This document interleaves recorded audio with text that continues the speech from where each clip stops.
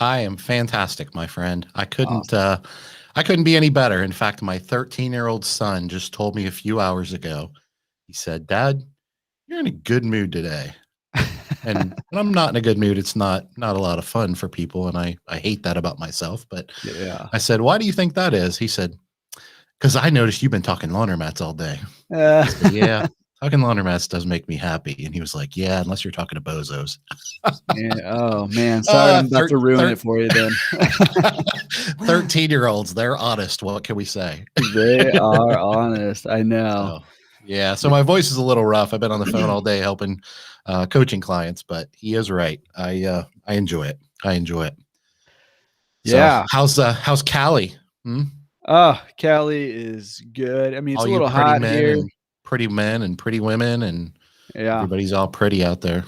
Everybody is beautiful out here. It's true. And that's why they keep getting me out all the time. So no, we're good, man. We're cruising. You know, it's been a little warm, but not too bad. And oh, Brian Henderson, what is going on? I Howdy, guess howdy. he's I guess Brian's trying to get his title back as the first after he skipped out on us a few months ago. That's right. You So win. You're we back were in, Brian. we Back go in our. we go bragging about Brian and how he's always the first one in, and then he let us down. I know the But one time. he messaged me and told me he had a good excuse. I can't remember what it was, but it was good. Doesn't But sound that welcome, good. Brian. We appreciate you being here, and the people in the comments are going to be better for it. So thanks for joining us, bud. We appreciate it. Yeah, absolutely. Yeah, and welcome to everyone else too. Feel free to introduce yourself there in the chat while we are waiting for a couple people to show up. But that, I mean, honestly, that's gonna bring you the most value is meeting the people in the chat. Stacy, how's it going? Stacy, how you doing? Brian, just off a plane in Nashville. Nice. I I just flew love in from Nashville. I I bet his love arms are Nashville. tired. Oh, Ba-dum-bum. oh man, it's gonna be one of those kind of It nights, is. huh? It's going to be one of those nights. That's I might awesome. be a little slap happy. Yeah, so make sure you introduce yourself over there. And ooh, trade show for the POS and payment industry. That's awesome. Nice. Yeah, I want to hear about that at some point. Definitely. Yeah. A trade show for the POS and payments industry. I didn't know that was an industry. I didn't know it was either, and I didn't know there was a trade show. That's pretty cool.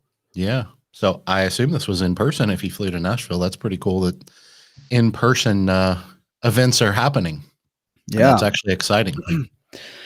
Yeah. Well, welcome, guys. Make sure you introduce yourself in the chat. Dave and I are both keeping our eye on that chat. That is where we will get questions from. So if you have questions, start getting them in the chat there, and we will. Hey, Tyler. Thanks for joining us, man. Tyler is I'm going to tell you who Tyler is. He's the guy that runs the, for everybody listening, Tyler does the 20% podcast. I was a guest on it a while back. And he, I don't know, might be tooting my own horn a little bit here, but Tyler told me after the interview, but now he was pumped up and wanted to own a laundromat. So maybe he wasn't kidding. I thought he was just trying to make me feel good about myself, but maybe he's actually, maybe he's seriously thinking about it. I guess I have a pretty good sales pitch, huh? Best small business in America. That's it. Hey, Tyler, if you're going to follow in Thanks for doing anybody's footsteps, Dave and Laundromat Millionaire Men is a good one to follow. Make sure you're getting those questions in there. We'll be answering those questions real quick. And welcome to James, also the Laundry Room team. I love that. Laundromat Talk Time. Excited. Daryl, what's going on too? And Kevin in Alabama. All right. One day, Tyler says one day. That's what I'm talking about. Oja. I like that. He's a good dude. You'll do a great job. I have no doubt about that. Yeah, that's awesome. Hey, James, thanks for joining us, man. We appreciate it. And Daryl jumps in from Palm Beach Lakes Laundry. And it's a good thing he told us that was Daryl because I wouldn't have known. You might have. Would you have known? Well, I mean, he dropped in the Beast Coast, so yeah, I mean, it's kind of a giveaway. Dead giveaway. That's a giveaway that it's Daryl. Hey, we're killing it now. Hey, Trenton, how are you, buddy? Sean, thanks for joining us from Illinois. What part of Illinois are you in, Sean? You in Chicago, the big windy city, or? I was just reading a Facebook post. I can't remember if it was on the Laundromat Millionaire Facebook. Probably group, was. They have a or lot of really good stuff on that group from what I it's hear. so good. If you guys aren't on the Laundromat Millionaire Facebook group, go jump on that. And also, if you have not subscribed to Dave's Laundromat Millionaire YouTube channel yet, go subscribe. He is like, it's like that close to breaking that 1,000 subscriber milestone, which really is not a huge deal, but it is kind of mentally. And you put all this work in, you make all these videos, you're trying to help people. And that is an awesome way to say thank you to Dave for all the work that he does here on the lives, all the videos he's making, all the content he's putting out there. Go subscribe to that YouTube channel. You will not regret it. It will benefit you much more than it benefits Dave emotionally, which is pretty much all it will benefit you, to be honest. That's all right. Hey, I'm an emotional creature. Just ask my wife. That's right. Sean's from St. Louis. All right, cool. Well, thanks for joining us. Hey, Chris, that name sounds familiar. I think from the Facebook groups. Yeah, Chris, what are you making for dinner? In and out making dinner. Yeah, what's for dinner? Hope you're making enough for all of us. I was just getting ready to say that. You took the words right out of my mouth. Yeah, well, it's a little early for dinner for you, isn't it? Yeah, like a dinner. I'll be ready by the end of this thing, Chris. You got like an hour and a half. I'm expecting like a gourmet something or other. Right. Hey, get those questions rolling in. Dave, I got a question for you. I was thinking about earlier today, actually, for you. Because I know that you have got obviously you have an awesome Laundromat Millionaire brand. I know your book is coming out pretty soon. And that's not a secret, is it? No, that it's coming out. Not. Okay. Okay, good. Okay. I got scared for a second that I was gonna. Sorry, you can't have dinner with Chris because you're a vegan, right? Oh, He's having cheeseburger, meatballs, and sweet potato fries. Sweet potato fries. All right. Look at you go. That sounds like a gourmet dinner. All right. So I was thinking about all your brand and your book coming out, all this stuff that you have going on. I know there's a lot more that you're working on too. And I was wondering, I'm going to put you on the spot just a little bit. If you were not Dave, the Laundromat Millionaire Men's, and you couldn't own laundromats, what other business do you think you would? I mean, you're destined to be an entrepreneur, that's for sure. So what other business do you think that you would own if not laundromats? Or if you had to get rid of laundromats? Oh my gosh. I don't even have an answer. I honestly, I have no idea. Like this is who I am. It's not what I do. It's who I am. I mean, I would definitely, especially if I couldn't be in the laundromat business for some reason, there is no doubt about it. I would still be an entrepreneur. I would never, you couldn't pay me $1 million an hour to go be an employee in a business after being free and being an entrepreneur for all these years. So I would definitely be a business owner. I don't know. I mean, I'll probably take some cop out as like the car wash business or something. Yeah. Well, you are merging into the car wash business. I am. That's absolutely right. I get to learn a whole new industry, and I don't plan on doing it wrong. I mean, it's not going to be my primary source of revenue by any stretch of the imagination, but I'm going to try to learn how to do it right. So I'm going to be looking for the car wash millionaire to teach me a few things. Actually, kind of cool because there's a lot of people in our industry that are also in the car wash industry. Yeah. Are you in that Facebook group that's laundromat owner and car wash? Yeah. I can't remember what it's called. Something like that. Yeah. I'm in that. And I posted a couple of questions on there about the car wash business. And I had 4 or 5 people that knew who I was that messaged me and made comments about me getting in the car wash business. And one of them even is, I think he lives a couple hours from here in Indiana. And he said, I'm willing to have a call with you for no charge, give you some tips. I can connect you with a good equipment distributor in the Cincinnati area. So appreciate that, guys. If you guys know anything about laundromat or know anything about car washes, I don't, but I'm looking to learn. And the entrepreneurial tribe out there, you guys are reaching out to me and helping me learn that business. So I appreciate it. But yeah, definitely. Awesome. Well, I mean, real quick, since we're on the subject, Daryl's asking, how's your latest project progressing? How's it going so far, your build? Or maybe give a quick recap for anybody who doesn't know what you're working on and tell us how it's going. Yeah, so I'm building a 9,000 square foot laundromat, laundry center over in Amelia, Ohio on the east side of Cincinnati. Bought the property. It's got a 4-bay car wash on it, which is kind of what me and Jordan were just talking about. It was about a third laundromat and about 2/3 dry cleaning in the building, and we're gutting it, making it a big, nice, modernized laundromat with all Hipsch touch equipment. So I'm excited about that. It's going to have ozone. It's going to have 12-foot aisles. Lots of great equipment, all hard mount 200G stuff, reversing dryers, you name it. It has it. We're not going cheap at all, I guess I should say. But anyway, so that's what Jordan's referring to. But yeah, we're moving along. I'll be making a video next week about our progress. We got all the demo done. Place is gutted down to the studs, and my architect is tweaking a few things for me. So we're not doing much this week, but we already got the ceiling exposed, and we got the ceilings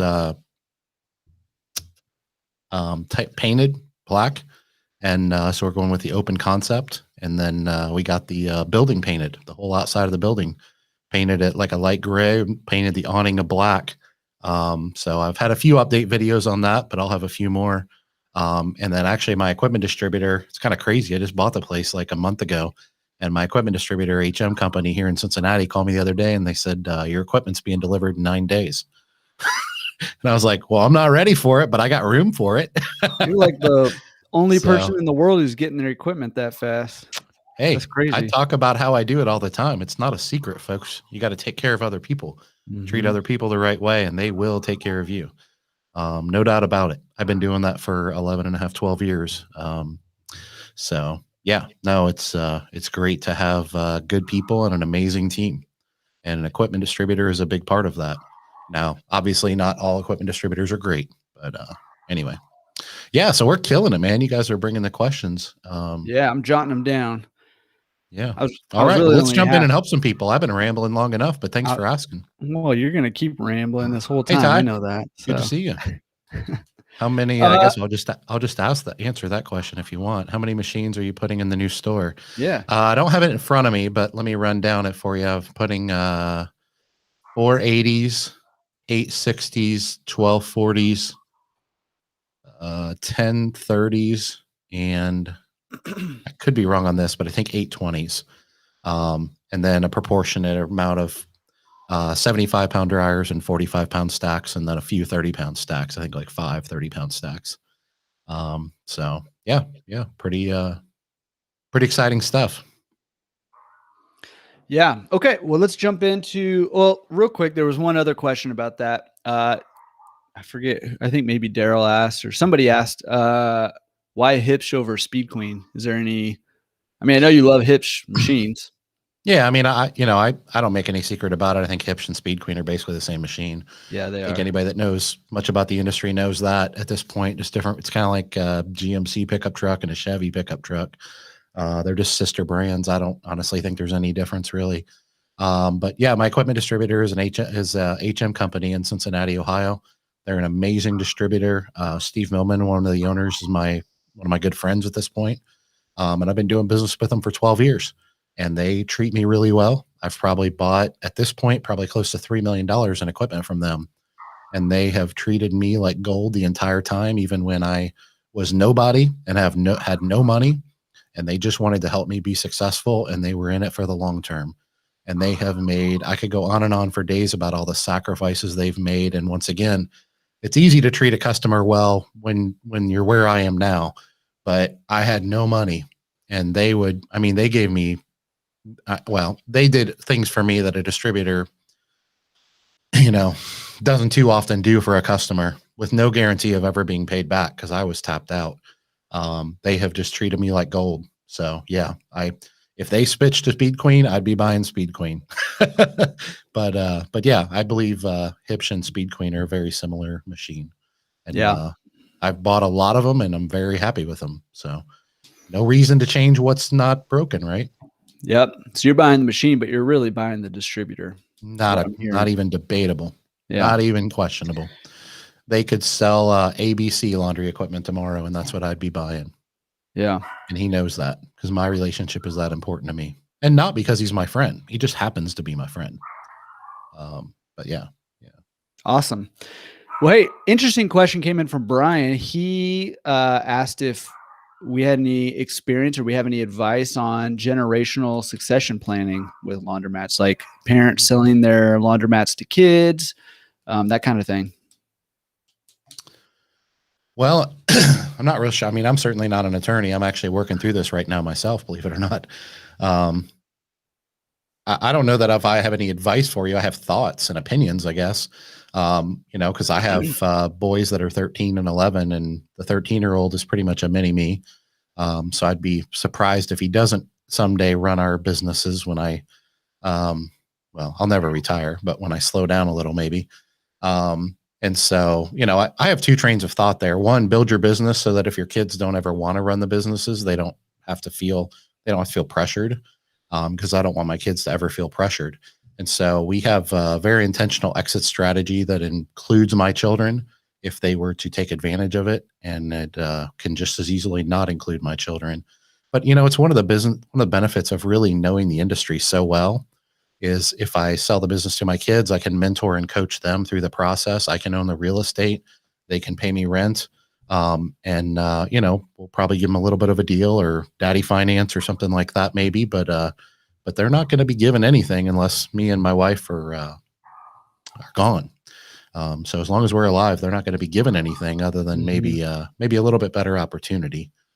But we're not just going to hand them all the businesses or anything like that. So I don't know if that's what you're looking for, Brian. I know that's not a real deep dive on succession planning.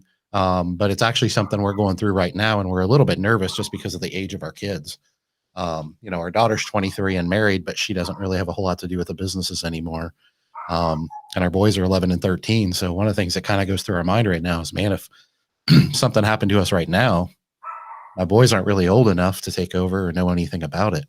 And there wouldn't really be anyone there to teach them. So those are the kind of things that are kind of going through our mind as we speak. But yeah, I mean, I think that's good input, and especially I like the kids aren't going to be given anything unless you guys are gone, except for maybe some opportunities. And I think that's key. I've looked a little bit into some generational planning, not just with the businesses and our real estate investments and stuff, but also just thinking a little bit more long term and how to structure some of that stuff. And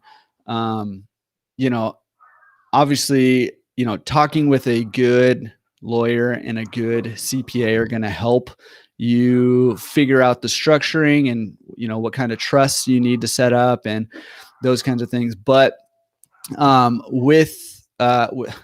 sorry, I'm dog sitting my sister-in-law's dogs right now, and they're yapping like crazy. I thought it was the monkey on your head. I thought the monkey might be barking. No, gosh, man, it's driving me nuts.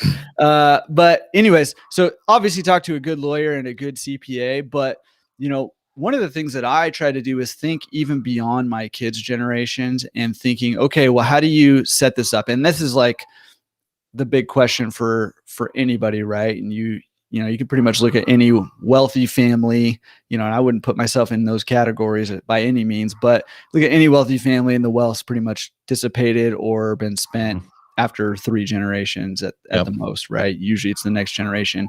And a big part of that is because the skills that you learn that get you to a place where you can be successful and manage, not just the money, but also what got you the money, which is the businesses, are born out of struggle, right? And born out of failures. And a lot of times what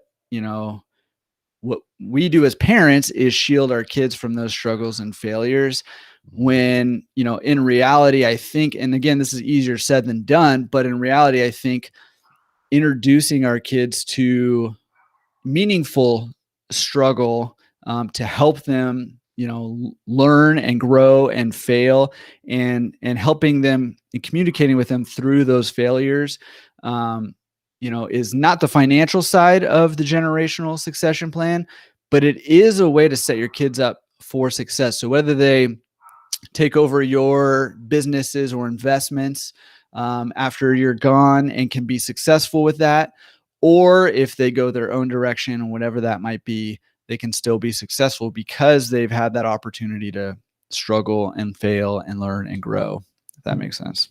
Yeah, I couldn't agree more. There are definitely some built-in advantages my children have, and probably some built-in disadvantages that they have. I actually there was a time where I thought my upbringing was a tremendous disadvantage, and in many ways it was. But when I look back on those disadvantages, I actually at 45, I see actually a bunch of advantages. I have advantages in the fact that it is burned into my mind until the day I die that I'll never be given anything and I will have to scrap. I have what I call the Tom Brady mentality. Like I'll never quit fighting. I can have 30 Super Bowl trophies and I will never stop believing I'm the underdog. And that is burned into my spirit at this point because of my upbringing. And that's a good thing. Like my kids don't have that.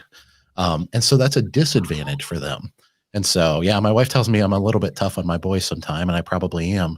But it's because, I want them to be successful and I want them to be the best version of themselves. So yeah, probably the biggest advantage they might have if I'm around long enough is, maybe some free coaching. Yeah. And I think they already get a little coaching. Come on. I think they already get a little bit more coaching than they want. Sometimes they're like, Dad, stop talking. Yeah. Well, it's funny when my kids start parroting back even sometimes they'll hear me on coaching or consulting calls. And then, a day or two later, something will come up and they'll repeat something that I said. And I'm like, are you coaching me right now? It's pretty funny.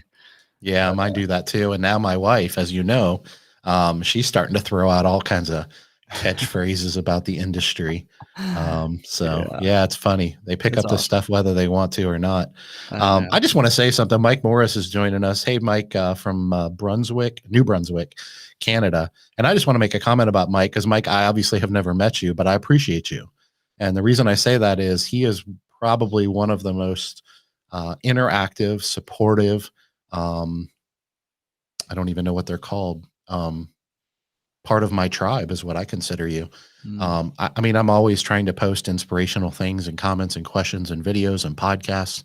And, I'm aware that there's a bunch of people reading these and watching these. But, a lot of times the work that Jordan and I do can be pretty thankless. And sometimes you can wonder how many people are listening or how much it's helping. And Mike is just really, really active with the keyboard. And encouraging me and telling me how grateful he is for a particular podcast that came out or whatever. So, Mike, I just want to say thank you because I do see those things, and it does mean a lot to me. We all need encouragement from each other, and there's many, many people that do that. But Mike, you're on a rampage lately, my friend, and I very much appreciate that support. So, anyway, I just wanted to let him know that. Yeah. Well, Mike, you tell us what needs to happen in order for you to take that next step. Because you said you got to start taking action soon. So you tell us what you need. Being called out in the comments. Let's get you going, man. Because, and I say this all the time on my podcast, but it's, you can learn and plan and all of that, and none of that will get you to your goals. It's the action. The action is really the only thing that matters. And you want your action to be backed by your learning and your research and your planning and all that stuff. But action's what's going to get you to your goal. So keep at it, Mike. Thanks for making us international also in our live Q&A here. And man, let us know how we can help you out. Okay, Let's keep going. Do you use a software or anything with your Wi-Fi to have people check in to use Wi-Fi and collect that data at all? I do not. And Brian Henderson, since you're in the comments, if you can post about this, I know Brian has set up his family's laundromats pretty successfully with that. And I'm sure he'll quickly jump in on that because he's got some good information. I have not. I've looked into it a few times and honestly, I didn't want to be pigeonholed into just Facebook. So I've been looking at other ways to do things. And, honestly, I need to make a decision and do something because right now I don't have anything like that. And we don't even collect that data or anything like that. But yeah, I think it's a good idea. And it's something that, it's a weakness in my business that I know I can do better with. But hopefully Brian will comment something because I know he's set his up pretty nice, at his stores. My understanding is, people have to check in on Facebook and I don't know, maybe even leave a review, or maybe it just asks them to leave a review. before they can connect to his Wi-Fi. And so I think that's a pretty cool thing. And if you're running a great business, putting that review in front of somebody's face is usually going to work pretty well for you. Hey, Sean, how are you, buddy? Thanks for joining us. Yeah, we need to get Sean on like a negotiation team over here. He just negotiated seller financing with 0% interest. Man, that's like free money right there. Look at that. Heck, anything less than 5% is free money with inflation the way it is. I know. What about you? You got any Facebook check-in things going on? So I don't, I don't. And that's funny too, because I have a marketing company. I see the value in collecting that data. So I'm sure there's software. If anybody in there's using a software to collect that data, let us know what you're using and if it's working well or not. Don't tell us what it is. And if it's not working well, at least let us know. But to answer the second part of your question on what to do with that, I mean, having that data is super valuable because what it does, it gives you more access to your customers. And so being able to add more touch points to those customers builds loyalty, keeps you front of mind, and allows you to, entice them to come back in. Now, obviously, if you have like a digital payment system of some sort and you can, integrate contact information into it, all the more powerful because you can see, they haven't been here in a while. We can, hit them with a little promotion to get them back in or whatever the case may be. But if you're not running with that, you can still, shoot a weekly or monthly email. It can be short. It can be sweet. You can hit promotions every now and then. You can highlight what's going on in the community. You can highlight what's going on in the laundromat. Just keeping front of mind. I guarantee you that the laundromats around you are not doing this unless they're really running a real top-notch operation. I think it's a huge opportunity for laundromat owners to collect names and email addresses. Is really all you need. I mean, if you want to do some text messaging stuff, you can collect, cell phone numbers too. But people are generally okay with giving a name and email address for some internet access, and being able to get into somebody's inbox can be super, super valuable. So if you're providing, especially if you can provide just a short email once a week or once a month or whatever you can do to keep yourself top of mind and to offer a little bit of value, whether that's a promotion or here's how to get this tough stain out of this, whatever's going to help your clients out, or, hey, there's this event coming up soon, so parking's going to be tight, so come on this day instead, whatever it might be, collecting that data. The other thing that you can do with that data, now I'm the one going on. Other thing you can do with that data is input it into your Google Ads Manager or Facebook Ads Manager and be able to target those people with ads, but also similar audiences to those email addresses. So other people in the area, other people who are basically a similar demographic. So that's another reason it can be super valuable to collect that data. Do you have to manually do that? You don't. You should have a marketing company do that. Well, I mean people. Okay, so, just in general.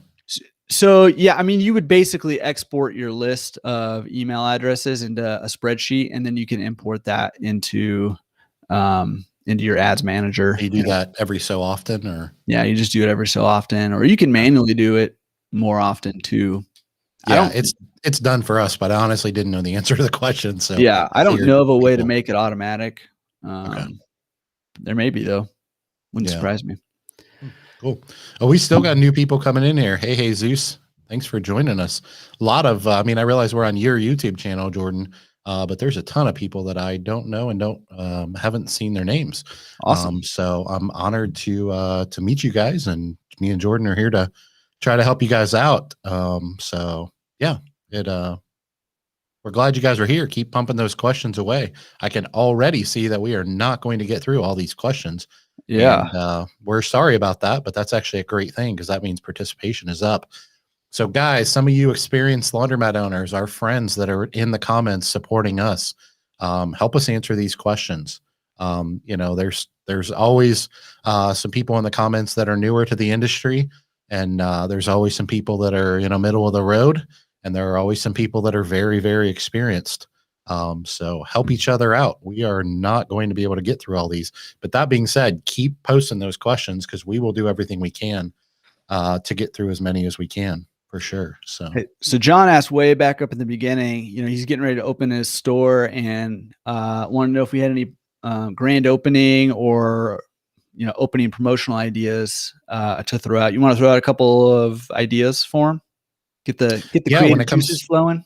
yeah, when it comes to a grand opening, the first thing I'll tell you something I'm doing right now, and I wish I had like a screen share and a picture and stuff because my temporary sign just went up today. My store won't be open. My store I'm building won't be open for probably roughly another 2 to 3 months. But we had a 6 by 8 foot permanent sign, not permanent, but a wood sign posted out at the road, just coming soon, sanitizing the laundromat, that kind of stuff. We also have a billboard campaign, which this is a little bit funny, and I may be playing my hand here, but that's okay. I'm all about being transparent. I actually haven't told anyone in the industry this, including you, Jordan.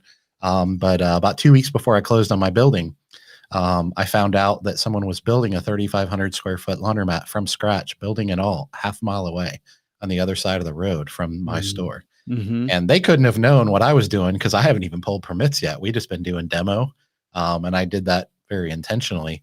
But anyway, there's a billboard that is 5 feet off of their property that's right above their building. And I just signed a 2-year contract on that billboard. And so we will be changing the messages on that billboard monthly. And I shared a few of those, my first 3 months images I shared on my Facebook and Google or Facebook and LinkedIn page. And I think Instagram too, the other day. So we're trying to be kind of coy and clever and drum up some, what's the word I'm looking for? Drum up some buzz in the community. About what's coming, because on the first month it doesn't really say what it is, and then the second month it insinuates a little bit more, and then the third month we actually tell people that we're building the largest laundromat in the entire state of Ohio, a half mile away. So anyway, yeah, I mean, I don't know if that's what you're looking for, but I think before you open, you can do, you're the digital marketing guy. Before you open, you can do a lot of SEO, organic things. A couple weeks before, you can even start to do some paid things. If you have a card system or a phone pay system, I think where you double your money, the Luke Williford way, I think is phenomenal if you have that type of a system set up. If you don't have the prepaid loyalty card system, what we're going to do is give away a free wash for a month. Let me rephrase that. All washers free for a month. So not a free wash, but all washers will be free for a month. And that's pretty aggressive. And I realize not everybody has that in their budget, but we're in a position where we can do that. So that's just a few things I have. But, one of the things too is we've been in the industry for 12 years now, and we've been using the Queen City Laundry brand and treating people the right way in our community for 12 years. And so our brand means something. You can build that brand loyalty. And so when we open that new store, the community is going to know exactly what they're getting, or they're going to think they know what they're getting. And then when they walk in, they're going to be blown away. So yeah, create that buzz. I think you can do a lot before you even open your doors. And then discounting isn't always the only way to get foot traffic in too. You can do very strategic marketing and advertising. You can do very clever social campaigns and things like that. Kind of like me referring to being coy on the billboard and those types of things. And people talk, I mean, I guess the best way I know how to put it is, if you ever lived in a community where there was something going in, some building being built on some vacant lot, and it didn't say what it was, everybody in the community starts talking. They're like, what? I wonder what's going in there. And then 2 weeks go by, and 3 weeks go by, and 5 weeks go by, and people are talking, especially on social media. We communicate more than ever. Now people are like, oh, hey, you know what that is going in up the road on the corner of blah, blah, blah. And so I think there's something to be said for just being a little bit coy and creating that buzz, and then bam, let them have it. So anyway, discounting isn't the only way to create a buzz, is my point. Yeah. And I think you're doing it right. It's doing multiple things that all go towards the same goal, right? If you do that buzz and you come out and you fling open the doors and your prices are 4 times more than the next person, and people kind of come in and be like, whoa, this is like crazy, right? It's not going to work. But because you're creating the buzz and then you fling open the doors and you're slapping them upside the head with free wash for a month, that's, I mean, really going to create buzz. I'm sure you're doing stuff around, other stuff also, online advertising, and, you got your signage out front, all that stuff going on. So, I mean, I think that's kind of the key, John, for the grand opening stuff is be hitting it from multiple angles. Hit it online, but hit it in person too. Start before you open, sooner the better. And kind of depending on how far out you are, like Dave said, you can be a little coy if you got a little more time out. But if you're opening up in the next few weeks here, you want get that buzz going and get that message out there that you're about to fling open the doors and hit it hard and come with some. I always tell people, hey, the key really to getting people into your business is, number one, get them in your front door. You got to do something dramatic. Dave's doing free washes for a month. That's dramatic. Luke Williford does double your money on your car system. That's dramatic. Do something dramatic to get them in your door. Once they're in your door, do something dramatic to get them back. And once they come back that second time, do one more thing to make sure they come back the third time, and then they're your customer, right? Dave's doing it all in one fell swoop with free washes for a month. They'll probably be back 5 or 6 times within that month because it's free, right? And they'll be his customers from then on out. So that's kind of the key there. And make sure you hit it from all the angles you can. Somebody was asking, and Dave, I think you're the perfect person to answer this question. Somebody's here in LA, pretty competitive market. The neighboring competition is either free wash or like a quarter for like 12 or 15 minutes. Craziness, right? But they want to do. You mean free dry? Is that what you mean? Yeah. Sorry, did I say free wash? Yeah. Free dry. I brainwashed you. Yeah, I know. I'm coming out there to do my laundry. Shoot. Free dry or a quarter to do like 12 or 15 minutes, for a dry, something like that. And they want to do full cycle dry. How can they introduce full cycle dry in the midst of that environment? Or is it possible, or should they? It's definitely possible. And I know people that have done it. So I hate it when people say, well, I have to do what everyone else does. There's a couple things that I would do. One of them is, I would go have a conversation with the owner, and I would explain to him, we can't price fix. That's illegal, but it's not illegal to have conversations. Just say, look, if you continue this, I'm going to be forced to continue to match you. And if I match you, then you won't have a differentiator anymore. Some laundromat owners will respond accordingly to that and make a different decision. Not in a threatening way, just literally in a professional way. I would have a conversation like that. And I know people have done that and had success with it. Be respectful. And the other thing I'll tell you is that is one thing out of the entire value proposition that you deliver to your market. So don't get too hung up on that. Just make sure you're over delivering on all of the other aspects of your value proposition. And that could be a million different things. It's been proven over and over again that customers aren't near as price sensitive as we think they are. Yes, price matters. It's not irrelevant. But there are many, many different things that you can do. And I'll give you a quick example. Let's say hypothetically that this store is unattended and you're attended. Let's say that store is open from 7 a.m. to 8 p.m. and you're open 24 hours. Mm-hmm. Let's say that store has a very small footprint and you have a very wide footprint. Let's say that store is run by a grumpy 85-year-old and who sits in the back and reads a book and locks the door because she doesn't want anybody to know they're there. And your attendants are greeting people at the door and holding the door and helping people carry in their laundry.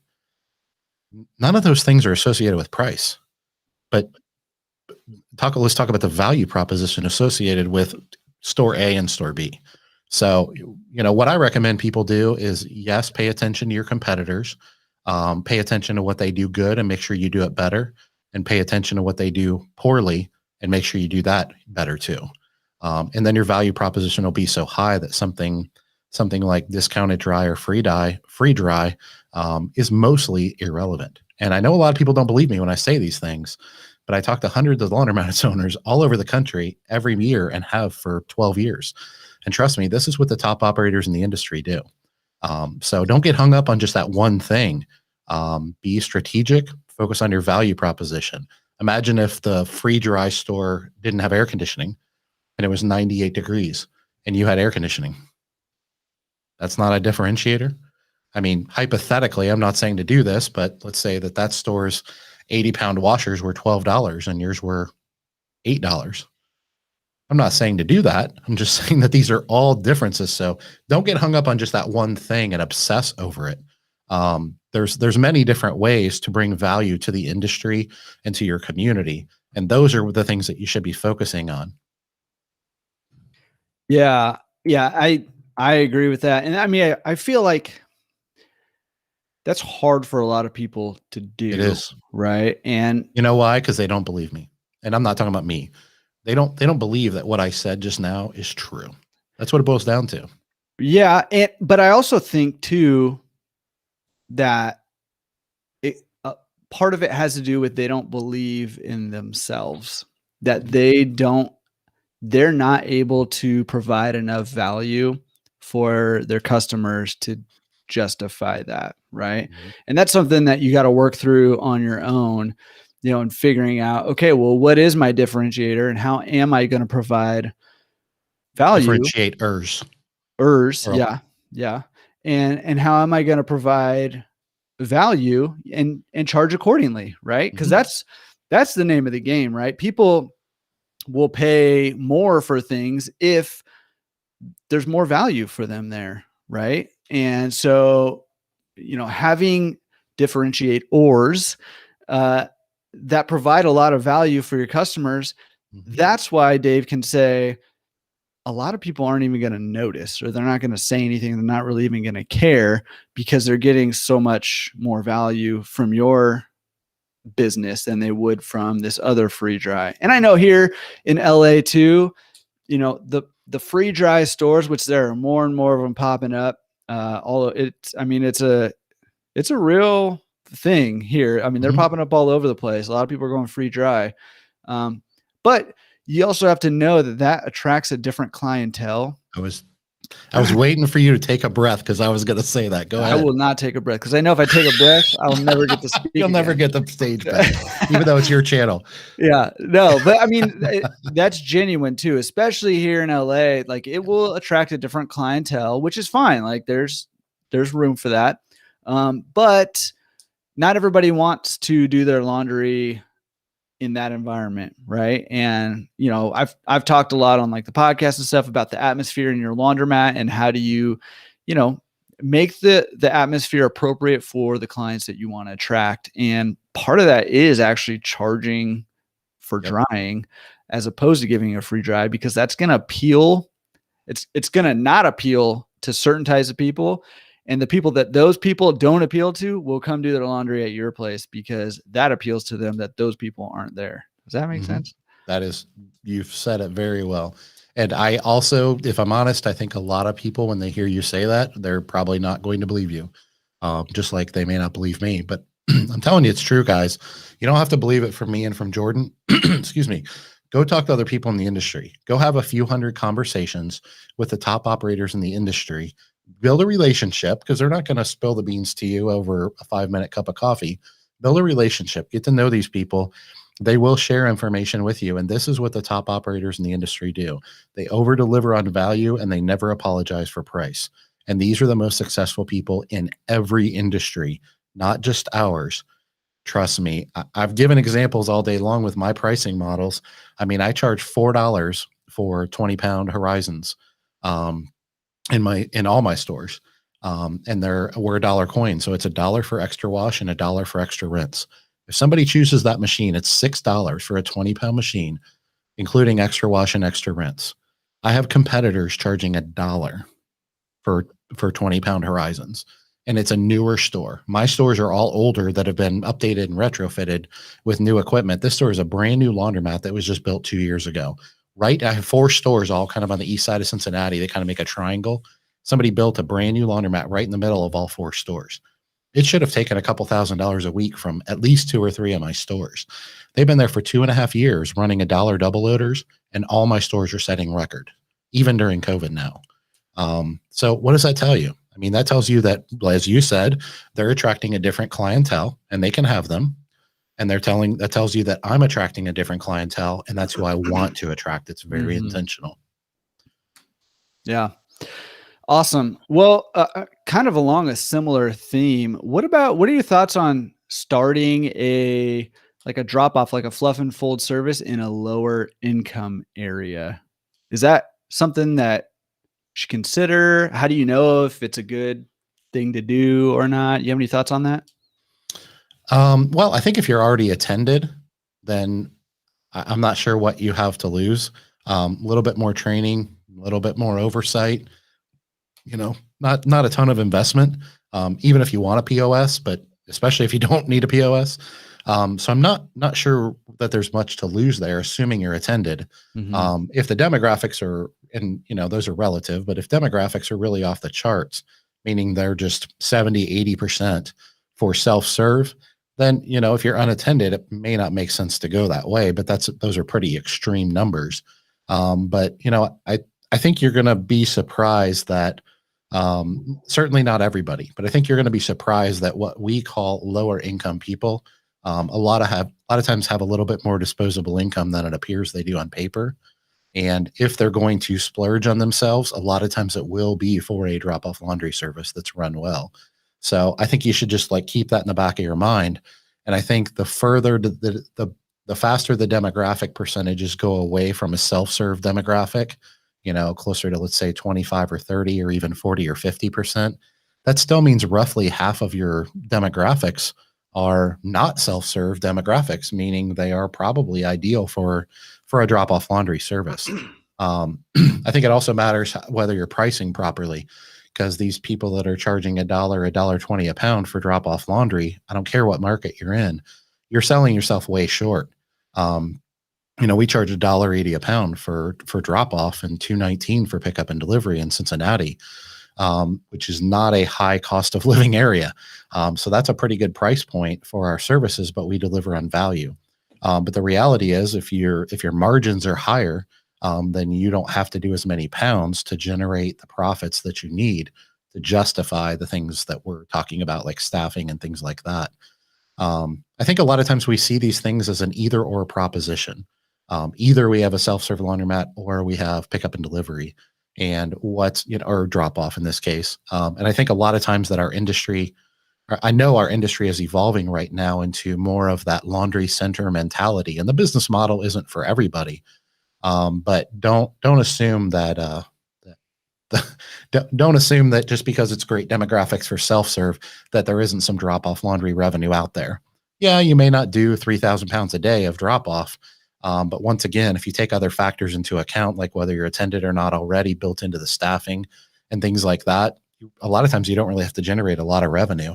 If you're already fully attended and you're a self-serve laundromat, you can generate an extra $500,000 a week in drop-off, which is not much drop-off at all. I mean, that's $3,000 or $4,000 a month. That's worth doing with some, Sharpies and dry erase board and a 3-part carbon copy tickets, and a cash register. Don't use the Sharpie on the dry erase board, though. Don't do that. That's not good. That's the best advice of the night. And the other opportunity there in the lower income areas for drop-off stuff, lower income areas tend to have also a lot of small businesses that could benefit from, that service too. A lot of little salons or, whatever the case may be, smaller hotels or motels that maybe you can do a little bit of drop-off stuff there also as well. So there are opportunities there if you want them to be there. So go for it, man. Let's see.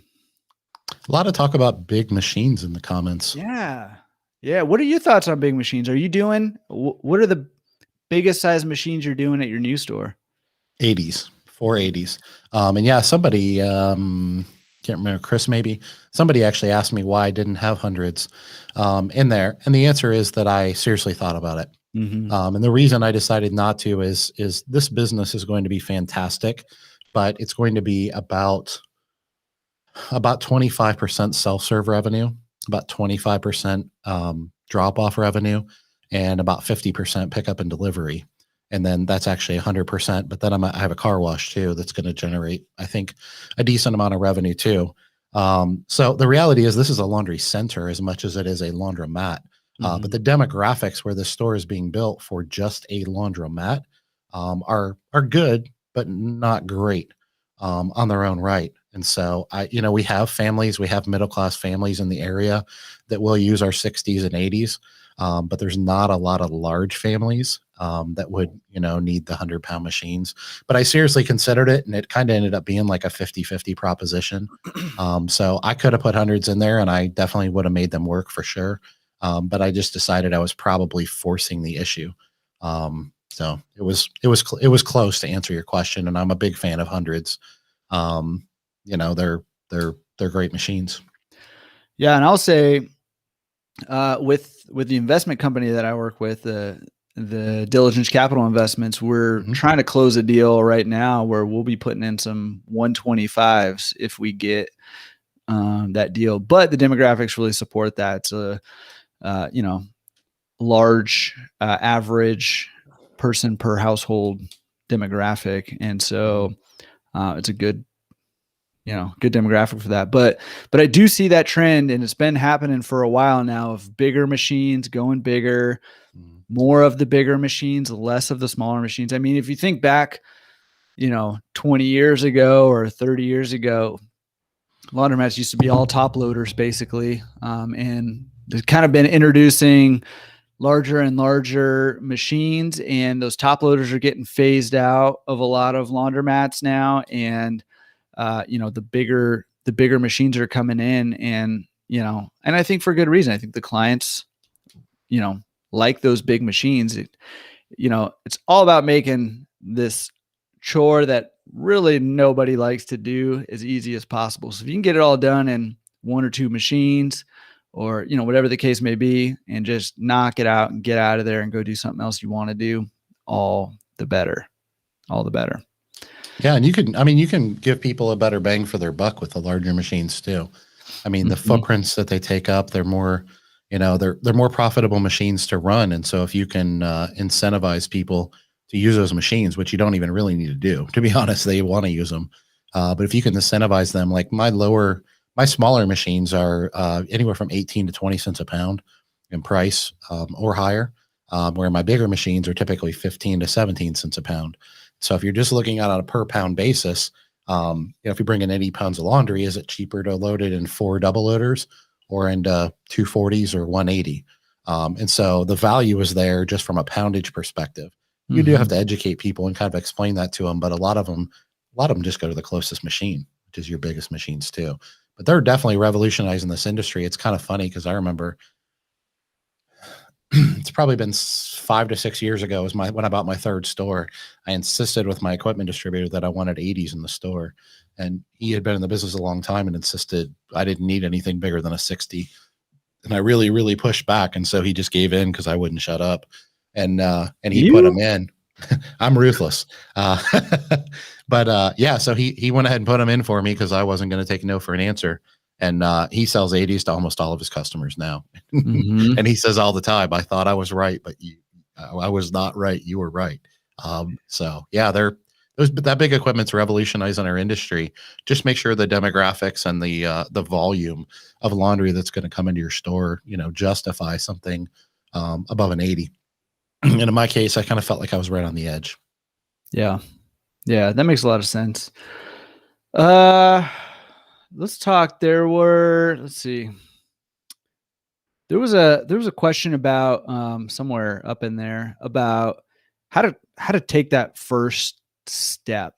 I see people, a lot of my coaching clients have, like, I had one earlier today actually who was like, yeah, we've been looking into buying a laundromat for a couple years now. And, and I've heard 5 years, 10 years, I've heard a lot. I'm sure you have too, and part of me is like, oh gosh, like you just got to do it. Right. But part of me gets it. Like, it's a scary step. You're talking about investing a lot of money. It probably took a lot of time and effort to accumulate. You've never done it before. And, it's a hard step to take. So do you have any advice for somebody who maybe needs to either, what's the saying? Crap or get off the pot? Like take some action and get going, but is just struggling to take that first step. Yeah, what I usually tell people when we're talking about something like that is, be self-reflective. Look in the mirror. Excuse me. I'm struggling tonight. What's your reason? What's your reason for holding back? If it's fear and it's unsubstantiated fear, then you just need to get off the pot.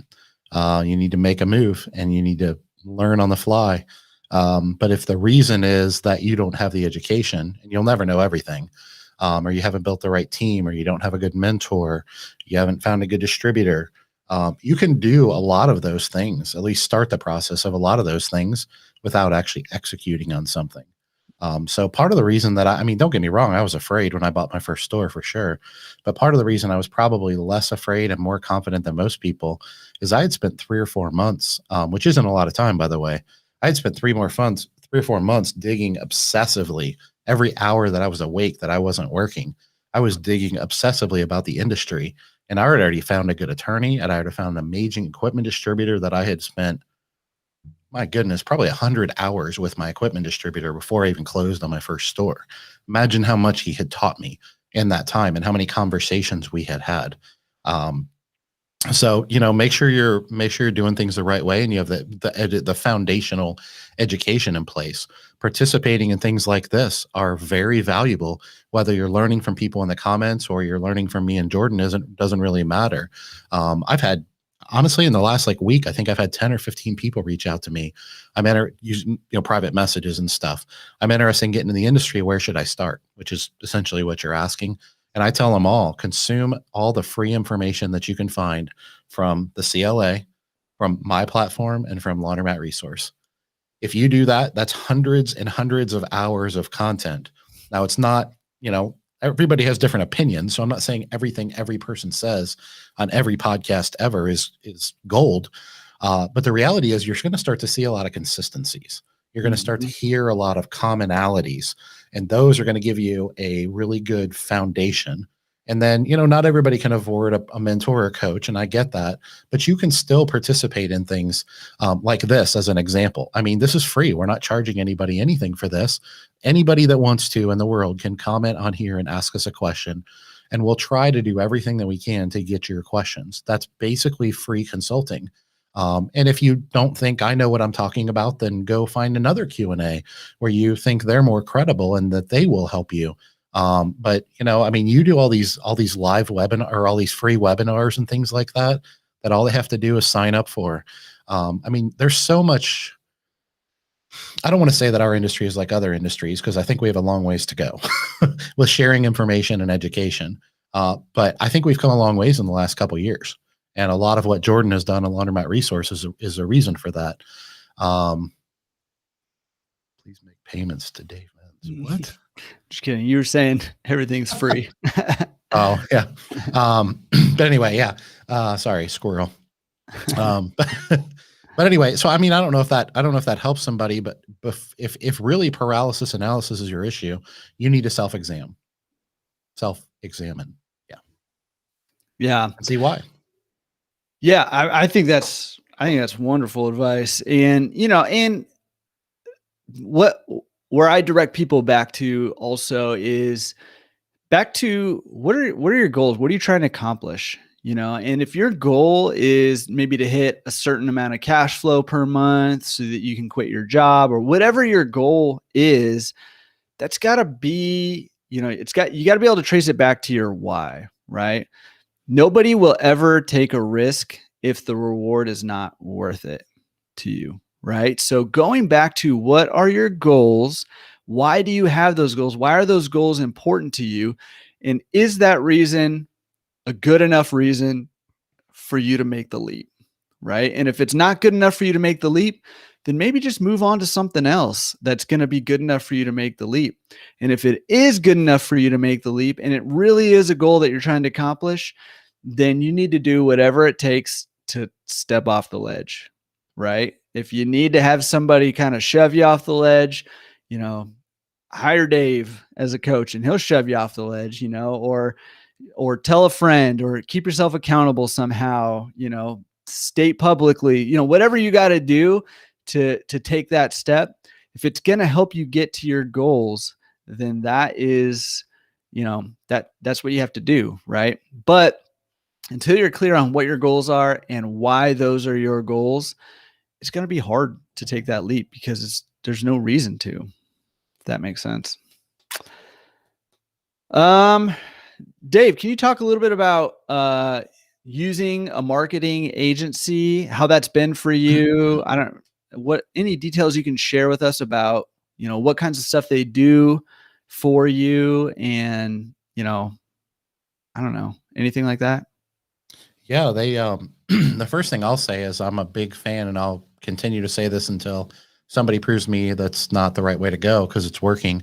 Is the 12 years I've been in the industry, one of the weaknesses in my team until recently was my digital marketing, because it's not something I have passion for. It's something I was functionally doing myself at different times, and it was very inefficient. I hired, I think, 5 or 6 different digital marketing companies over the years, and none of them were in our industry. And they were, they came well represented, well recommended, I should say, from other people, but they were friends of mine that owned restaurants and, Mexican restaurants and stuff like that. And they did an okay job. They did a better job than me, but they didn't really bring the value that was worth what I was paying them until I started, using a digital marketing company that was niche, that was specific to our industry. Mm-hmm. So, there's 3 companies in our industry, and I don't have a personal preference. I just happen to be using one of them. And Jordan's Laundromat Resource Marketing is one of those that are niche and specialize in this industry. So that, I think that's where the foundation has to start, is making that budget, 2 to 3% minimum, 4 to 5% of gross is an investment you should be making in your business. But don't just throw it out there and expect it to do something. Find the right company that knows this industry and knows how to market your services and what you're looking to accomplish, what your goals are. Excuse me. As far as what they do for us, they pretty much do everything for us. I mean, they didn't build our website because we had taken a bunch of swings and misses at that, but they definitely revamped our website. They focused on SEO. They do our social media. They run pay-per-click ads, which is paid ads for us on Google and Facebook and places like that. So they do all types of different things for us. They do really all of our marketing budget pretty much goes to them, with the exception of a few things I talked about with some billboards and some one-off things like that. The other thing I'll say is your digital marketing company is only good as the content, and they can curate content, and they should be able to curate content, but you should be helping them with that as well. That's something that's more of a team game. And so you need to be having conversations and meeting. You need to be thinking creatively, giving them the ideas. I think that's really valuable. And I'll give you an example is when I added the Santa Wash Ozone to my store. I hired a company that was, that makes the commercials for social media to make a commercial for my pickup and delivery business, which is Happy Nest, and a separate commercial for my self-serve laundromats, because we had it in both. The Santa Wash Ozone, we basically advertised that we had, the only sanitizing laundromat in Cincinnati, if you will. But I went out and had that commercial made, and I designed it. I hired a company to professionally make the commercial. And then I took the commercial to my digital marketing company and said, here, take this and run with it. Now, a lot of digital marketing companies don't make content like that. I mean, they do content, but they don't make commercials. This company flew in from Texas and made this commercial that was kind of me and my wife's sort of brainchild, if you will. And it wasn't cheap. I mean, it was over $10,000 to make each one of these commercials, but we made them in a way that was very evergreen. We invested in them. We don't see it as an expense. We see it as an investment. And those things have the ROI was like 4 or 5 months on the Santa Wash Ozone system and on the commercial both. We got our money back in about 6 months. And now we're still running those commercials months and months later. We'll be running them years from now, because we made them in an evergreen fashion. But if I just said, hey, here's some money, do some pay-per-click for me, hopefully especially the 3 companies that I know about in this industry all do a really good job of marketing laundromats. But let's take it a step further. Don't just hand it off. Hire an expert, but then manage them. And I don't mean micromanage them. Manage them, be a partner with them, and say, this is my business. This is my community. Yours is the expertise. Let's have a constant conversation, whether it's every other month or every 6 weeks or whatever, to see what that strategy looks like. You're a person. You may not be a marketing person, but you should be a business person. And so you should have ideas. You should be creatively thinking all the time. My billboard campaign that I just talked about is, something we came up with on our own and doesn't really have anything to do with the company that does our digital marketing. But what we did is we send them all the graphics. And we said, hey, this is a campaign we're running for the next 24 months. Because like I said, we're changing it every month. And we said, is there anything we can do to build off of that digitally speaking? And they were like, that's awesome. Give us a couple weeks. Mm-hmm. And so now their team has kind of got the wheels a churning. This is how marketing works, guys, at a high level. This is how marketing works. Not just I'm going to throw $300 at Facebook, put a cute stock photo up there and pray. Like that's not how this works at a high level. So you gotta take it to a different level, but it's not rocket science. And then the last thing I'll say, and I know it's a little bit long-winded, I apologize, but the last thing I'll say is, guys, everybody always says, yeah, Dave, but you have the money to do that. Okay, that's what people all say to me because I'm, the Laundromat Millionaire and everything. Let me tell you something. I started in this industry with less money than almost anyone I've ever spoken with, and I still did these things. Now, I didn't spend 10 grand when I didn't have 10 grand, so I'm not saying to do that. But I was always reinvesting. I was always living below my means. I was always pushing the envelope to be better tomorrow than I was the day before. And so I was always sacrificing. I could have made more money. I could have drove a nicer car. And I did those things for 7, 8, 9 years. Heck, I still do them. But eventually all that, we like to talk about compounding interest, right? Well, compounding education is a thing too. Compounding delayed gratification. Compounding investing in your business is a thing.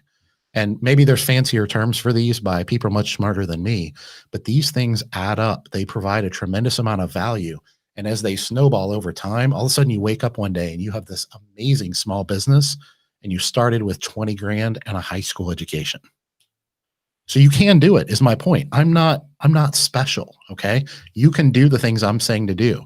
Just because you aren't where I am right now, I wasn't always where I am right now. And so I want to remind people of that because I think a lot of times they turn me off and say, well, that's great and all, Dave, because you have 20 grand to spend on commercials, but that's not where I came from. And that's not how I built the business I have today.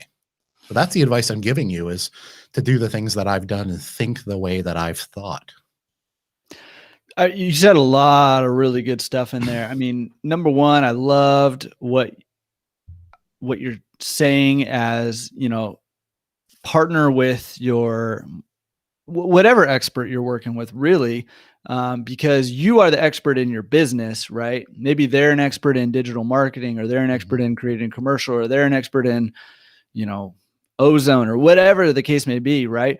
But it's your business still. And so I love the idea of, hey, partner with these other experts, let them do the thing they're good at, but you still own the business and it's still your vision of the business, right? You don't want to delegate that stuff to the, whatever the expert is, the digital marketer or whatever, you're working with, right? So I love that. I loved the, compounding nature of what you're talking about, right? You can start with $20,000 in a high school education and turn it into, the Laundromat Millionaire, case in point right here. Right.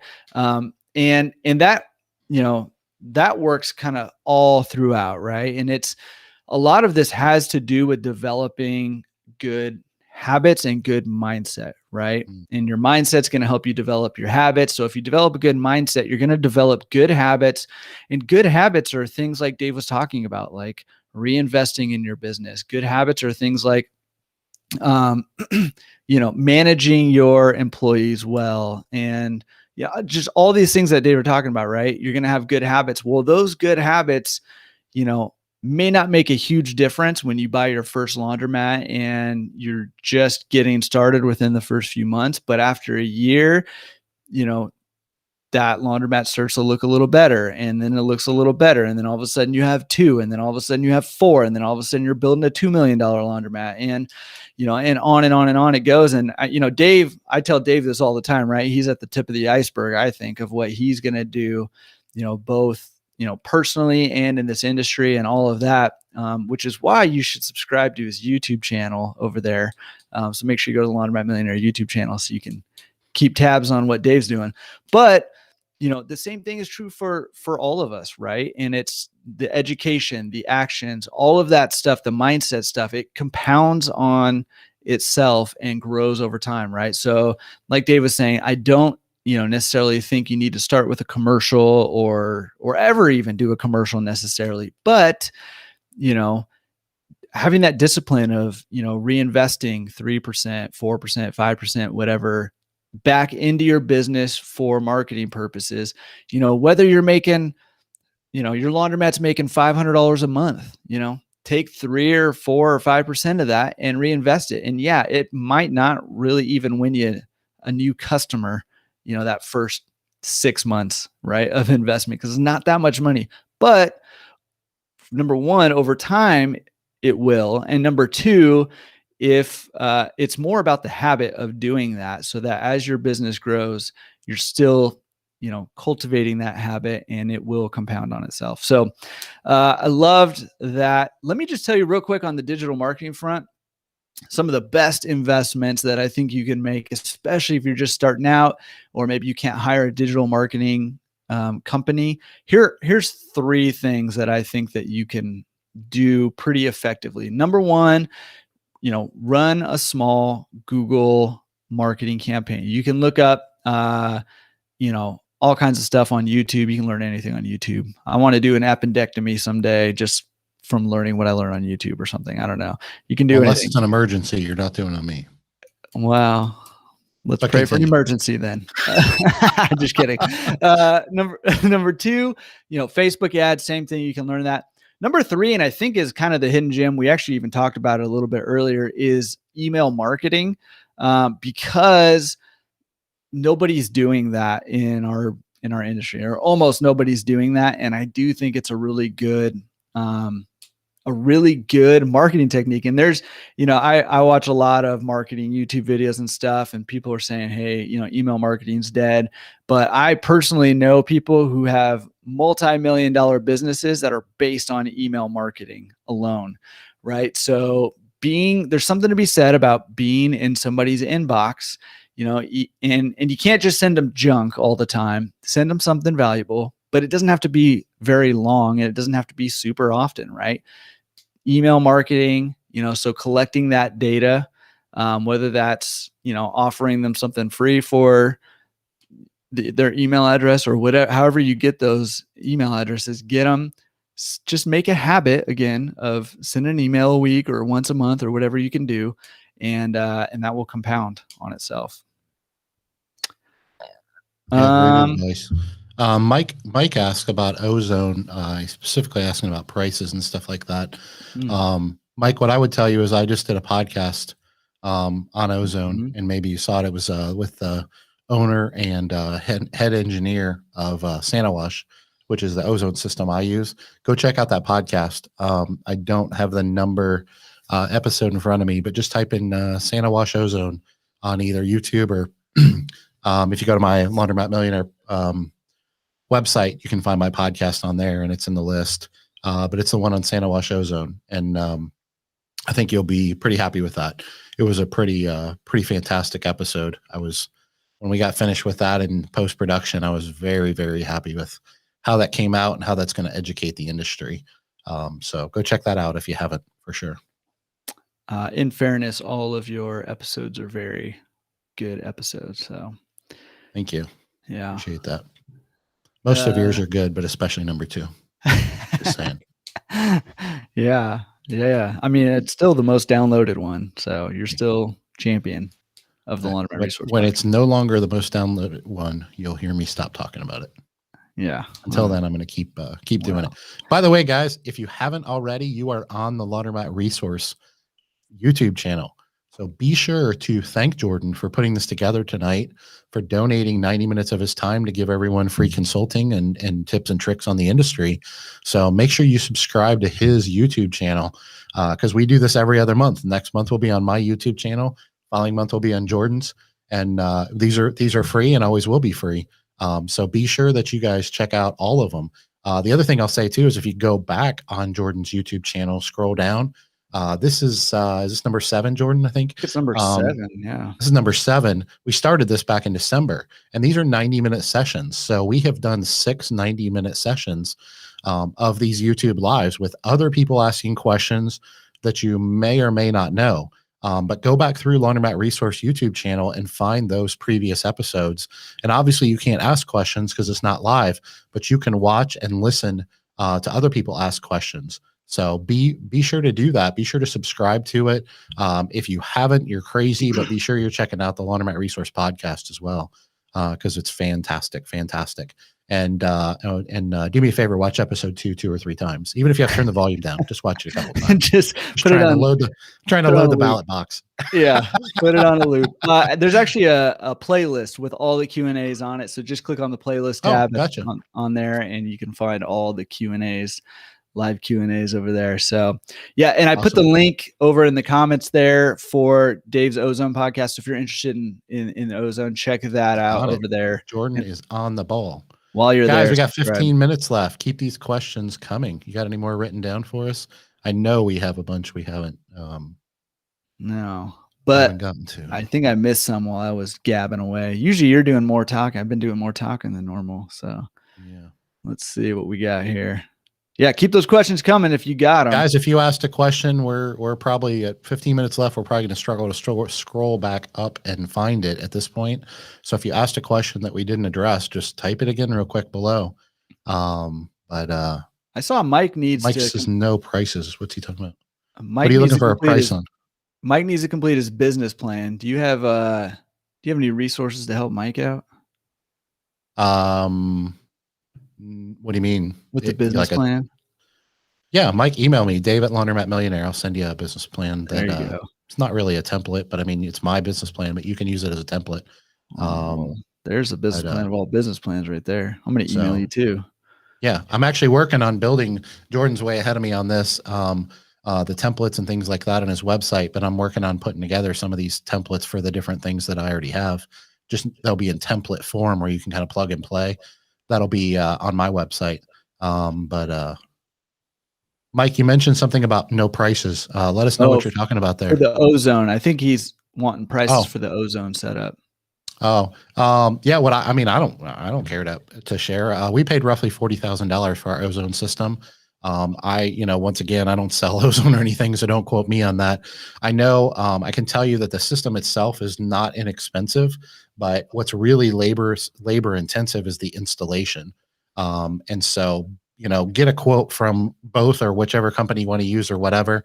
But it's very labor intensive. And I know it is based on the amount of machines you have, how many runs they have to make. Cause I know I won't speak for other companies, but for Santa Wash, they have to run a dedicated line directly to your cold water valve, vacuum line for every machine in your store. And then it has to be calibrated based on how much water is used. So anyway, I don't want to spend too much time on it, but yeah, I paid $40,000 for a store installed. That was, I believe it's 37 washers and dryers, well, not dryers, but 37 washers. So that gives you a rough idea. Not sure. I mean, that was a year ago now. Not sure if prices changed. So, everything's changed. Yeah, no kidding. Holy cow. I ordered all that equipment for my new store. And like 3 weeks later, Alliance raised the prices 6%. 6% of $900,000 is a lot of money, by the way. Yeah, I was like, holy moly. 3 weeks later, I would have been out 6%. It's crazy stuff. So Daryl asked, which I think is a good question. What are you looking for when you're determining? I mean, you mentioned you were kind of on the bubble for, those, the 100-pounder washers. Is there a number of people per household in that demographic that you're looking for to help you determine what size machines to put in? I don't have like a spreadsheet or anything like that, but as a general rule, I won't touch an 80 if there's not an average of 4.5 or better per Mhm. household, that's an average. I mean, that's a pretty high. That's pretty high. That's a pretty high number. And in my case, the store I'm building, we didn't have that average. But once again, we do a ton of pickup and delivery and wash, drop off laundry. So we were taking all those things into account. We do a ton of comforters. We have people bring in 3 or 4 comforters, every week almost, it seems like. Mhm. So my laundromat is not the stereotypical laundromat. It's more of a laundry center. But yeah, thanks, Mike. He said, can't wait for my book to come out. I do have a book coming out October 1st. And something we were talking about earlier, I don't remember what it was. Actually, I was not intentionally going to plug it, but what were we talking about earlier? And I cover it in quite a bit of detail in my book. I can't remember what subject it was. Um, drawing a blank. But anyway, yeah, check out my book, guys. I think it's going to bring a ton of value to the industry. I've wrote the manuscript myself and hired some real rock star professionals to help me format the book and do what they call editorial lift, which is help tell the story in a smoother, easier way to read it. We created all kinds of marketing things and checklists and diagrams, and so I'm really hopeful that it's more than just a story. I'm hoping that it'll really be some actionable content that can help you guys. But yeah. Yeah. Is there like a email list people can sign up for to get information about when it's coming out, or how do they find that? Yeah, they can just go to my website, laundromatmillionaire.com. Right now, you can just fill out your name and email address. Excuse me, and we'll send you an email when the pre-sale happens. Because actually, our pre-sale will be out in I think 3 to 4 weeks, and then the launch will be October 1st. So you can actually buy the book on my website then. But until then, you can do the pre-sale, or you can just send me your email address, and we'll send out an email blast when it launches. So yeah, thanks for asking. Another question that came in is question about a management company. You have any thoughts on a management company? For a laundromat, I Yeah. assume that's Yeah. what they're asking. I mean, me personally, I'm super passionate about my business and I've built an amazing team. So I would never turn my businesses over to a management company, not because I think there's anything wrong with it. I mean, I'm not aware of any personally, but I also haven't gone looking. But I mean, I think having a great management company, what are we doing here? No, go ahead. If having a I have a great having management company, so Oh, come on, well, man. there you go. I Oh, didn't even Lord. know. I mean, I know you have Diligence Capital. I guess that's what that is. Um, I don't know. Don't ask me what Jordan's doing. He changes every day, so I can't That's keep up true. with the guy. I Um, can't either. but I mean, once again, what I would tell you is if you find a great management company, you should know how to run your laundromat well yourself before you hire a management company. And if you want to turn that over to them, you should know how to vet them and know whether they're good at what they do or not. But yeah, if there were an awesome management company out there like Jordan, then if that's the right fit for you, hey, that's fantastic. A lot of people are really successful with that in like the real estate play. Mhm. So yeah, I mean, there are people doing it. I am aware of that, but I'm not aware of anybody that quite honestly, I even know much about them. I just know there's people that do it.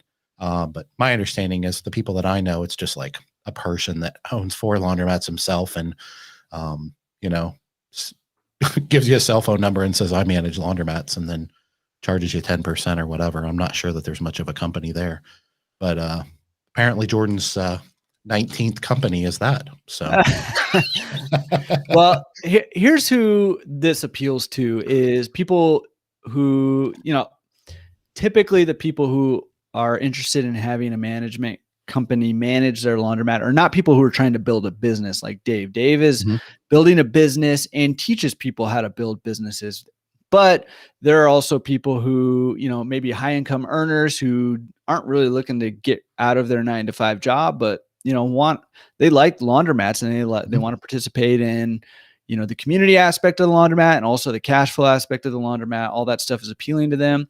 But maybe they're a surgeon or a lawyer or something. They don't have time to manage the laundromat. And so, having a company manage the laundromat for them is appealing to them because it allows them to participate in all the things that Dave says makes laundromats one of the best small businesses in America. But it keeps their time free to be able to, do their 9 to 5 or whatever they want to do. And it's not for everybody for sure. And obviously your returns are going to be lower because you have to give some of that to the management company, but that does appeal to some people. Somebody asked why there's so many zombie mats out there, so many rundown laundromats. What's the deal with all those? We're running out of time. The short answer is because this has been sold as a passive business for 40, 50, 60 years, and it's not. That's why. Yeah. Yeah. And I think mindset has a lot to do with it too. There's a shifting. I mean, just like you said, it's been considered an investment for a long time, but it's a business, right? It's a small business and you got to run it like a business. And quite honestly, in this industry, it's, the message has been all you got to do is show up and collect quarters. And if the laundromat down the street, is not dumping money back into their laundromat to buy new equipment, because frankly, it's not cheap to buy equipment. I mean, you just mentioned spending $900,000 on equipment, and it's only getting more expensive.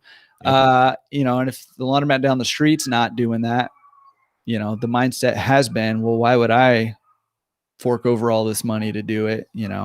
And that mindset is shifting. I think laundromats are starting to become more businesses than investments by and large. That model is picking up.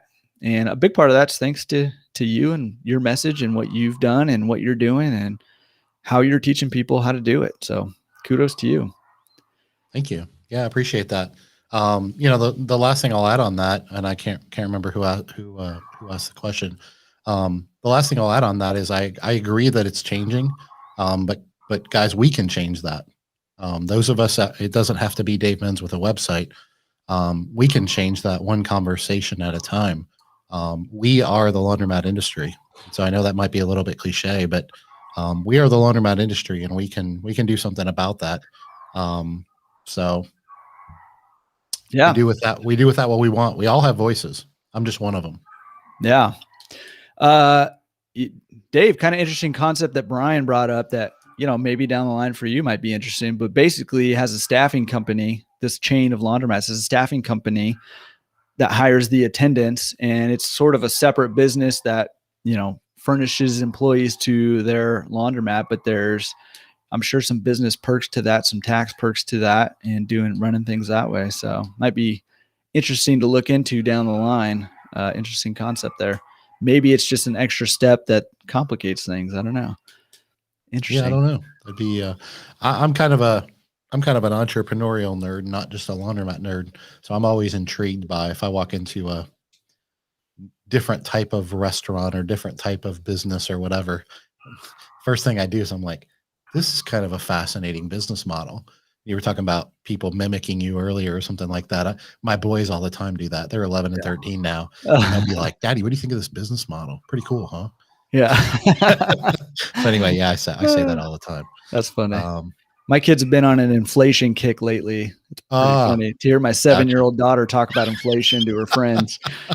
Pretty hilarious. Oh, yeah. Our boys quote me all the time, but have no idea what they're talking about most of the time. They know more than they come across sometimes, but yeah, they just like to spout catchphrases usually. That's fun. Nazir, shoot that question out quick. Yep, you got get 1 it out quick. minute. Yep, 1 minute, Nazir. And hopefully it's a question we can answer quickly. But listen, while we're wrapping it up, I just want to say, Jordan, thanks for having me on your channel. Thanks for doing this with me. I love it. I enjoy it every single month. You guys, thanks for joining us. And don't forget that we do this every month. So next month's going to be, we don't have a date yet, but we'll be putting that out on all of our social media platforms and stuff. And next month, it'll be on my YouTube channel, the Laundromat Millionaire channel. So be sure to keep watching us and check it out. As I mentioned, if you haven't went back and watched the past ones and you got something out of this, go back and check them out. Jordan has an entire playlist. Everybody wants to know what Nazir's question is now. Nazir, the anticipation is killing us. Killing everybody. Yeah. Clock is ticking. Nazir. Hey, Sean, you're welcome. Nazir. You're welcome. Thanks for joining us. Yeah. Thank you guys. If I could say one other thing real quick, guys, tell other people about this if you would, because we want more people included. We want more questions. When Joe Smith asks a question, everybody gets to hear the question and everybody gets to hear the answer. So the more diverse audience that we have and the more different questions that are coming to this community from different angles and different parts of the world, quite frankly, it makes everyone stronger. So I know everyone in the comments knows probably 5, 10, 15, 20 people in the laundromat industry. And I know not everybody can be available on the night we do it, but encourage them to join and participate. Tell other people about it because it's just going to make it stronger and stronger. So I don't think we're going to get a question from Nazir, but Nazir, I'm talking to you. Make sure next month you get on here and ask your question, and we'll try to make sure it's answered. Oh, there it is. What's the best rate? If at least for 15 years, how much will the square? Oh my goodness. You need to talk to a lender. Goodness. Or I think he's talking about a lease. Lease rate. Oh man, Yeah. there's so many. It depends on that one, Nazir. I don't know that we can answer that. But do me a favor and shoot Dave an email and let him answer via email. Dave at Laundromat Jordan at Laundromat Resource. No, that if there is ever a question that needs the answer of it depends, it might be that one. yeah, it's a big it depends this year. Sorry we could not answer, but thank you guys so much for joining us. Dave, my pleasure having you on as always. Cannot wait to be on your channel next week. Make sure you go subscribe to Dave. And not only that, he was talking about letting people know about our live Q&As and inviting them. We do appreciate you doing that, but do me a favor. I'm like probably more excited than Dave that he's almost at 1,000. So if you can refer his YouTube channel to anyone else, man, let's get him to 1,000 because I'm just really excited to have an online party or something about him crossing that 1,000 mark. All right, guys, thank you so much. Thank you, everyone. Appreciate it. And we'll see you next month. Well, I'm sure we'll see you on our podcast or on the forums or in the Facebook groups or on the webinars or whatever. But we'll see you here next week or next month on Dave's Laundromat Millionaire channel. Thanks, guys. Appreciate you all. Love you all.